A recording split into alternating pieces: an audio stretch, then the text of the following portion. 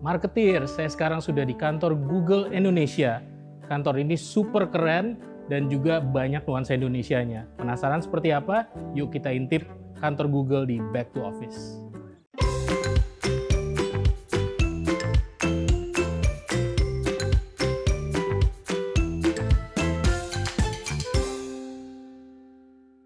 Marketeer, saya sekarang sudah bersama Mbak Elvira. Halo, halo Mas Udah Iwan. welcome kita di sini. Ini tempat keren banget ya, ada wayang, ada ontel ini. Keren banget. Udah tua banget kayaknya sepedanya Iya. ya. Lebih tua saya dari umur saya Mas Iwan. Oh gitu. Udah dari sebelum Google diciptakan mungkin ya, kayaknya udah lama kalau dari sekali. penampakannya. Ini tempat apa sih Mbak Elvira? Jadi di sini kalau tadi kan Mas Iwan masuk ya setelah ada Registrasi. registrasi gitu ya. Di situ ada banyak elemen-elemen Indonesia gitu. Nanti kita lihat-lihat ya ke sana ya gitu. Kalau di sini kita di daerah di area teras gitu kita bilangnya. Jadi kalau butuh udara segar gitu, Padahal kita lantai biasanya ke 45. sini. Lebih seger di atas gitu ininya. Angin-angin. Angin-angin, butuh open space gitu, lagi mumet gitu, kita biasanya ke teras sini. Banyak gak sih yang seneng nongkrong di sini? Anak Googler. Biasa kalau makan siang suka cari udara gitu di sini, atau cari inspirasi gitu. Ada misalnya. meja-meja juga ya Ada soalnya. meja-meja di sini. Oke. Mbak Elvira ngomong-ngomong soal tempat yang keren kayak begini ya, kan memang biasa dikenal Google itu best place to work for, kemudian perks-nya juga terkenal, asosiasi banget ya Google tentang itu. Apa sih sebenarnya alasan Google menciptakan semua asosiasi tentang suasana kerja yang enak gitu buat karyawan? Ya, sebenarnya buat kita tuh culture inovasi menjadi sangat penting sekali gitu ya. Makanya Google as a company menciptakan banyak fasilitas gitu dan menciptakan environment yang nyaman dan cocok gitu ya untuk teman-teman berinovasi dan menjadi lebih agile gitu kita bilangnya. Nah, of course company menyediakan nggak cuma resources tapi juga flexibility dan otonomi gitu untuk teman-teman Googler berinovasi. Kita bilangnya Googler Mas Iwan kalau di sini ya. Gitu.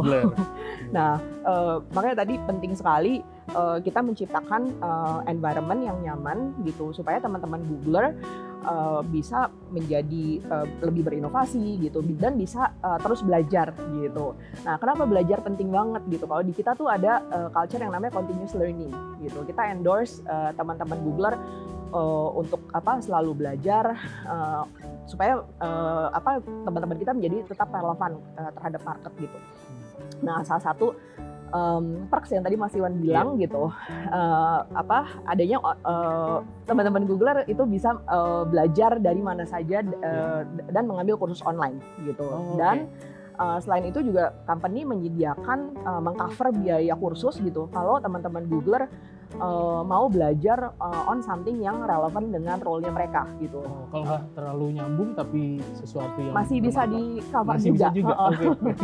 Jadi mau belajar, kadang mau belajar painting gitu, mau belajar boleh juga itu. Boleh juga gitu. Nah, selain itu tadi learning, another part sebenarnya yang uniquely Google itu adalah kita punya culture yang namanya sharing culture gitu. Jadi memang teman-teman di sini suka banget sharing gitu ya. Kita punya ada more than 10,000 community di seluruh Google di seluruh dunia yang namanya G2G community. Jadi Googler to Googler community. Kita build itu supaya kita bisa saling sharing gitu. Nah, yang favorit saya nih sebenarnya itu ada yang program yang namanya Noogler Buddy gitu. Noogler Buddy. Jadi kita di Google kalau yang baru join Google namanya Noogler. Newly join Google. Nah, biasa kalau misalnya teman-teman yang baru join di sebuah perusahaan, biasa rasanya apa? Frustasi gitu kan ya.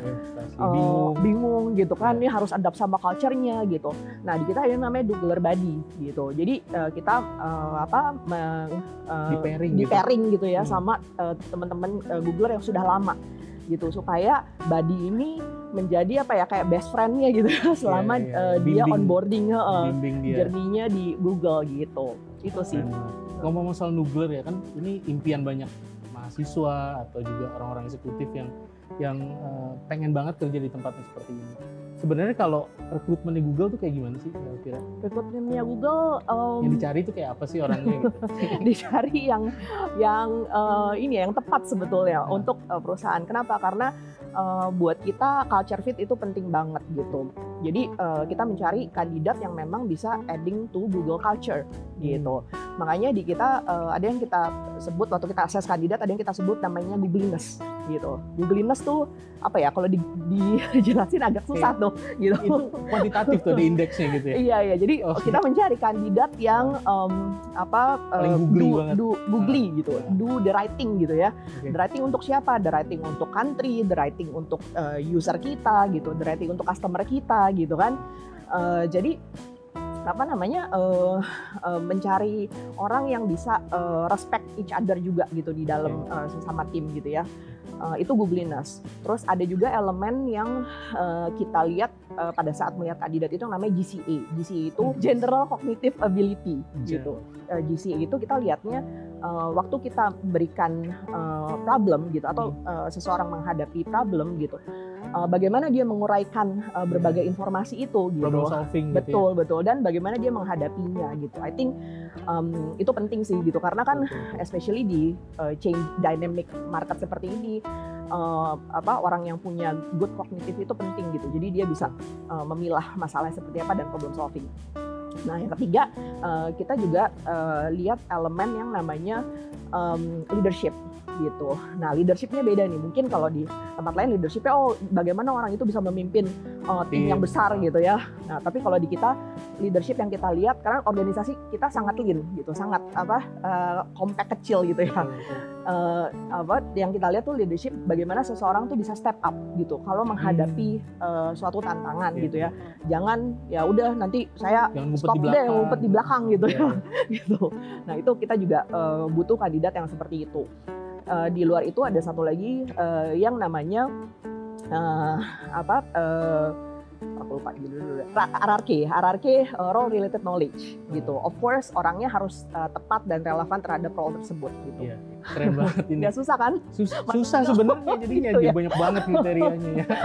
Tapi Mbak Elvira juga melalui proses seperti itu ya. Betul, iya semuanya ikut proses seperti itu. Kalau udah masuk nih biasanya kan di pairing tadi ya katanya. Habis itu apalagi yang dibenamkan supaya culture-nya itu bisa benar-benar jadi Googler yang sesungguhnya kira-kira. Ya, di kita mungkin setelah join gitu ya, setelah onboarding, of course yang kita lihat apakah orang ini nanti bisa sukses di Google gitu. Jadi makanya aku juga suka bilang ke tim gitu, kalau di Google itu jangan menganggap Google it's your dream job gitu, but build your career with Google gitu kan. Kenapa gitu? Karena then you can actually contribute more to Google and then the company will also bring out the best of you gitu. Jadi I think kita juga punya banyak program when it comes to developing people gitu, karena kita mau semua tim kita itu tuh up for success gitu kan. Gitu. Keren. Mbak Elvira, saya boleh lihat-lihat lagi dong ya? Boleh. Kali ini ya. Boleh. Kita jalan-jalan dulu. Ya.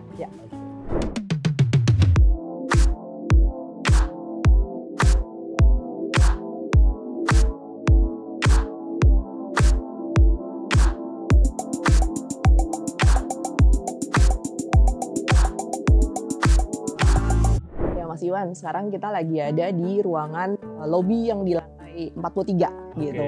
Nah, di sini itu ada game room di sebelah sana, terus ada massage room buat main-main.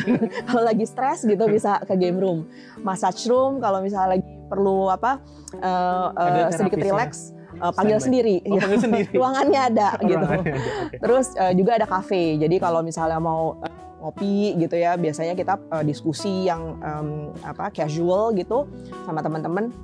Biasa kita ke cafe gitu. Desainnya Indonesia banget ya, dari tadi kita di lantai 45, di sini juga. Betul. Ini ada umbrella. Ini ada karang-karang dari diambil dari laut di Indonesia. Jadi sebenarnya kalau kantor Google di setiap negara itu ada kelokalannya memang. Betul, supaya relevan ya sama ini. Kan kita juga pride of Indonesia gitu. Jadi makanya kantornya suasananya memang very Indonesian, local gitu. Very local flavor. Local flavor. Google kan udah 10 tahun kira di Indonesia ya. Baru aja ya 10 tahunnya ya. Apa aja nih yang memorable selama 10 tahun, 1 dekade nih udah di Indonesia? Indonesia? Banyak sih achievementnya, I think dari user gitu ya, how Google tuh contributes ke berbagai bidang gitu, terutama untuk Indonesia, untuk government gitu. Tapi mungkin yang paling memorable ya untuk saya, tahun kemarin itu kita di 10 tahun YouTube kita sudah mencapai 100 juta user gitu di Indonesia gitu. Bayangkan kita our platform YouTube itu sudah menjangkau 100 juta users gitu di Indonesia.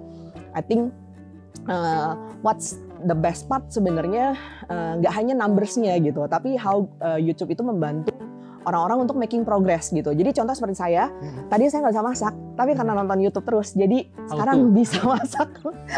How to masak soto Betawi gitu. Jadi how kita contribute ke masing-masing orang making progress, tiap orang bisa making progress gitu, dan edukasi juga, entertainment gitu kan, especially during the pandemic gitu. Bagaimana YouTube itu berperan penting sekali gitu untuk berbagai bidang gitu. Dan setiap orang bisa jadi content creator juga. Betul gitu. Oh iya, ngomong-ngomong content creator, ada nih kampung di Bondowoso, namanya kampung YouTuber gitu. Oh iya. Jadi di sana masyarakatnya sangat fasih gitu untuk membuat konten YouTube gitu. Jadi saya sih belum pernah ke Bondowoso, cuman kayaknya kalau belajar jadi YouTuber saya bakal sana sih gitu, belajar sama masyarakat di sana. Channel gitu. Jadi community-nya mereka sangat fasih untuk membuat konten di YouTube gitu, dan tentunya penghasilan di YouTube membantu untuk perekonomian di masyarakat di desa tersebut gitu. Denger ini, keren banget. Kapan-kapan kita ntar kita trip sana ya bareng-bareng ya. Penasaran banget. Boleh. Mbak Elvira ini kan sosok woman yang jadi leader di tech industry gitu ya di Google. Dan di Google tuh saya lihat banyak sekali female leader ya. Iya. Kayaknya hampir sering banget ngelihat gitu. Kalau ada acara dan lain-lain banyak sekali female leader. Sebetulnya apakah ini jadi fokus Google sebenarnya untuk punya kesetaraan gender gitu di teknologi? Sebetulnya untungnya kita hidup di Indonesia gitu, dan thanks to Ibu Kartini gitu ya, kayaknya emansipasi dan kesetaraan gender itu menjadi something yang mungkin sudah ada gitu ya dari zaman dulu gitu. Cuman tentunya di beberapa negara lain situasinya berbeda ya gitu. Makanya Google sebagai global company, kita punya berbagai project yang merepresent unrepresented community, kita bilangnya gitu. Jadi female gitu, terus disabled people gitu. Jadi memang banyak program-program yang kita adopt juga dari global Google di global. Jadi misalnya untuk di region APAC Temanggung gitu, di sekitar bulan April 2021 kita launch program yang namanya Generation Googler, di mana women and girls bisa belajar STEM gitu ya. Dan itu kita memberikan $10,000 per person untuk mereka pakai untuk tuition atau book atau anything yang mereka butuhkan gitu untuk belajar STEM gitu, belajar teknologi.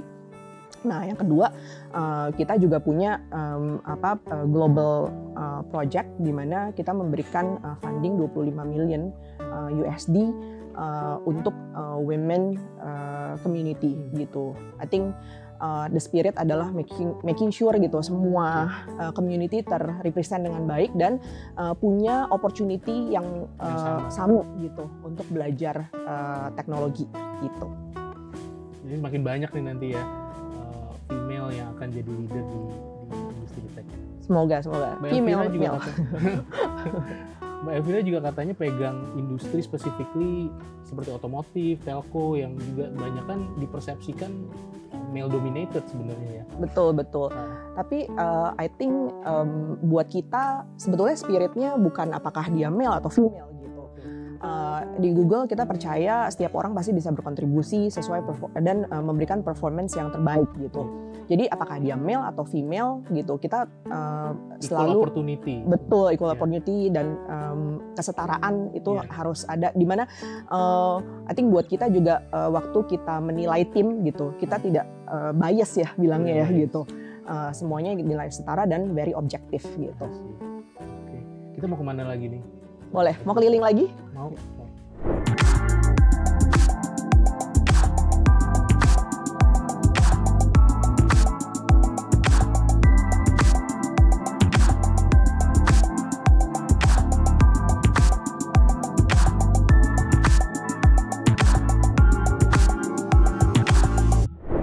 Wan, sekarang kita ada di ruangan yang beda lagi nih, di kantor Google. Nah ini namanya micro kitchen gitu, di mana teman-teman bisa ambil makanan, kopi, atau snack gitu ya, atau buah yang sehat gitu, atau energy bar kalau misalnya lagi butuh break sebentar gitu. Kayak pantry internal. Kayak pantry internal, betul. Ini sebenarnya private ya? Private. Iya, ini eksklusif nih untuk marketer saja. Intip di dalam gitu. Iya. Ada kulkas isinya buah ya? Betul, yang sehat. Jadi ada minuman, ada bakery juga gitu. Kalau yang nggak sehat nggak ada ya? Ada, tapi diumpetin di bawah. Ambilnya susah. Oh iya. Biar tertrigger untuk yang sehat duluan. Betul. Oke. Ini suasananya keren banget. Google udah pada balik ke kantor sekarang? Ya, kita mulai adopting ya dengan new normal ini mulai minggu depan gitu. Jadi kita mengikuti juga program anjuran pemerintah gitu untuk kembali ke kantor. Masih belum tahu apakah nanti akan fixnya seperti apa, tapi mulai minggu depan kita mulai masuk ke kantor 3 hari dalam seminggu gitu. Jadi Selasa, Rabu, Kamis gitu. Hari Senin dan Jumatnya bisa work from home gitu. Ya, jadi harinya sama di-fix-kan. Betul. Kenapa kita buat harinya sama gitu? Sebetulnya return to office itu sebenarnya seperti return to each other gitu ya. Kembali ke bersosialisasi lagi gitu dengan teman-teman semuanya, dan I think ada beberapa hal yang nggak bisa didapatkan pada saat working from home ya. Betul. Gitu. Seperti bersosialisasi, kita bisa say hi, brainstorming gitu. Terus kadang-kadang beberapa Googler kita malah belum pernah ke kantor sama sekali gitu kan, atau belum pernah bertemu muka gitu. Padahal kantor keren gini tapi belum pernah kesini. Google ada nggak sih tempat buat belajar atau event-event kalau misalnya korporat atau perusahaan ingin gimana sih caranya digital transformation yang bagus, itu ada nggak sih? Kemarin tuh kita kebetulan pas lagi nanya, kemarin kita baru ada event yang namanya Google Marketing Live. Google Marketing Live. Iya, itu event Google Marketing Live pertama kali di Indonesia gitu.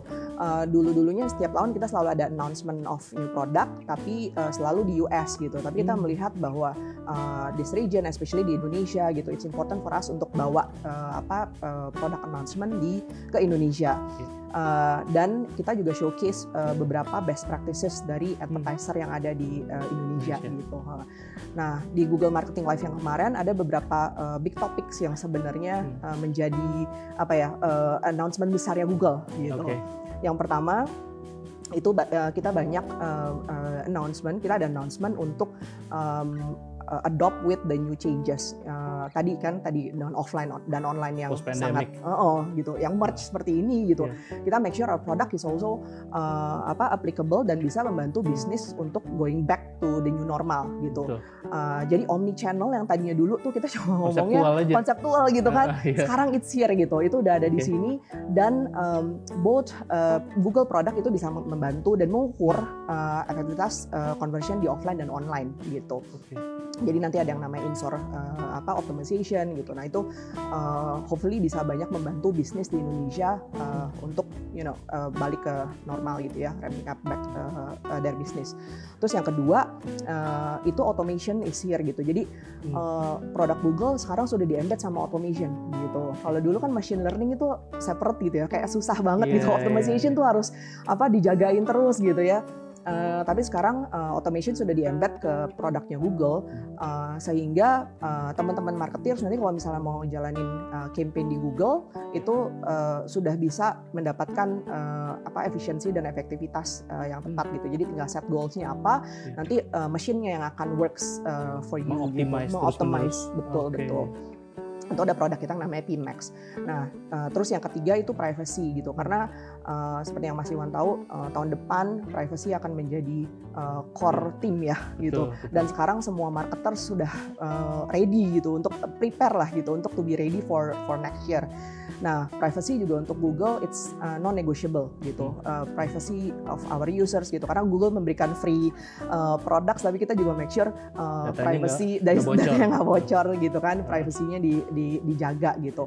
Nah, kita juga membantu marketers untuk be privacy ready, sehingga tahun depan mereka bisa prepare menjaga datanya mereka gitu kan, dan memaksimalkannya dengan baik gitu. Ada pesan-pesan khusus buat yang ingin memulai digital transformation? Test and learn tadi. Jangan takut ya. Jangan takut, coba dulu. Dan di measure gitu. Yang penting kalau di measure jadi tahu gitu apakah salahnya di mana, betul berhasil atau berhasilnya karena apa, dan bisa scale up gitu. Yang penting measurement, dan measurementnya jangan cuma last click ya gitu. Measurementnya harus dari awal gitu. Jadi tahu dia search di Google karena mungkin nonton di YouTube gitu. Jadi cross channel itu. Cross channel namanya, cross channel. Jadi bisa tahu berapa kali orang tersebut melakukan action sebelum akhirnya purchase gitu. Oke, di track terus dari awal sampai akhirnya moment of purchase-nya. Betul gitu. Marketeers, kita ada pertanyaan nih dari Google yang ada hadiahnya. Mbak Elvira, pertanyaannya apa? Tadi saya cerita tentang satu area di Indonesia yang dikenal sebagai kampung YouTuber. Nah, kira-kira di mana tuh tempatnya? Saya tahu tuh, tapi saya nggak boleh ikut. Nggak boleh ikut. Nanti ikut kuisnya, ada aturannya di sini. Keren banget nih, makasih banyak Mbak Elvira. Sama-sama. Udah hosting kita juga di kantor yang luar biasa, super fun banget ini ambience-nya. Mudah-mudahan kita diundang terus ke sini ya untuk event-event. Pasti. Ya, keren-keren lagi. Makasih banyak. Terima kasih Mas Iwan.